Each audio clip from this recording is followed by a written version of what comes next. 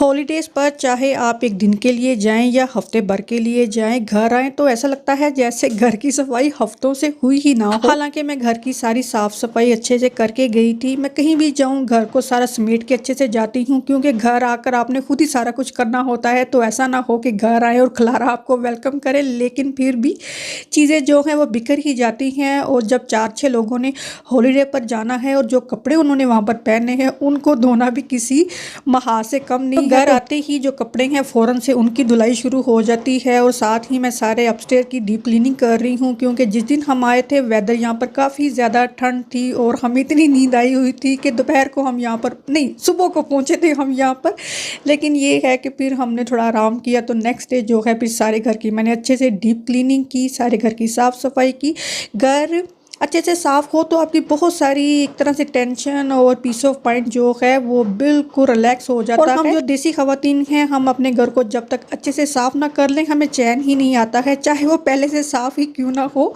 तो हम एक तरह से क्रेविंग होती है कि घर की सफाई जो है वो अच्छे से हो जाए, फिर आप रिलैक्स हो जाते हैं। तो मैंने जल्दी से अपस्टेयर की सारी डीप क्लीनिंग की, अच्छे से उसको साफ़ किया। डाउनस्टेयर की मैंने एक दिन पहले ही कर दी हुई थी। और जब मैं इस तरह से काम कर रही होती हूँ तो मेरे हस्बैंड की कोशिश होती है वो भी थोड़ी बहुत मेरी हेल्प करवा रहे होते हैं। मैं दीवारों पर जो है वो ग्लॉस पेंट करती हूँ। उसकी अच्छी वजह ये है कि ये वाइपेबल होता है। दीवारों पर अगर कोई दाग वगैरह लग जाए तो आप उसको ईजीली डैम्प क्लॉथ से साफ़ कर सकते हैं। और स्टेयर केस जो है उसको भी अच्छे से मैंने साफ़ किया। फिर आगे मैं किचन में खाना बनाने के लिए आज मैंने बनाई थी गोभी आलू की सब्ज़ी और साथ में फ्रिज को साफ़ कर रही थी। और धूप लकीली हमारे हिस्से में थोड़ी सी आ गई, जो ग्लासगो में कहीं दूर दूर तक आजकल तो नज़र नहीं आ रही। तो जल्दी से गार्डन की जो है वो घास कटिंग हो रही है।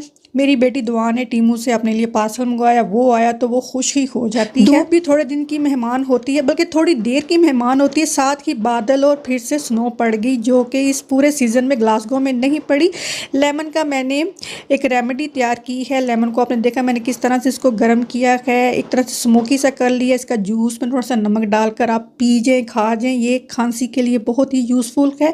इस तरह के पोटैटो सैंडविचेस जो हैं वो मेरी बेटी को काफ़ी ज़्यादा अच्छे लगते हैं। और हो रही हो स्नोफॉल और आप चिकन टिक्का हांडी मसाले का ये वाला सालन सैलड और पिकल चिलीज़ के साथ खाएं तो बस और कुछ भी नहीं चाहिए। स्नो पड़ी तो फ़ौरन से ही क्रेविंग हुई कि निहारी बनाई जाए। और मैं होममेड तवा नान बनाती हूँ जो मेरे लिए सबसे ज़्यादा ईजी होते हैं। और ये एक नई रेसिपी से मैंने बनाए हैं। नान का आप टेक्सचर देखें, बाकी सारी गल्ला छाड़ दो तो नान देखो।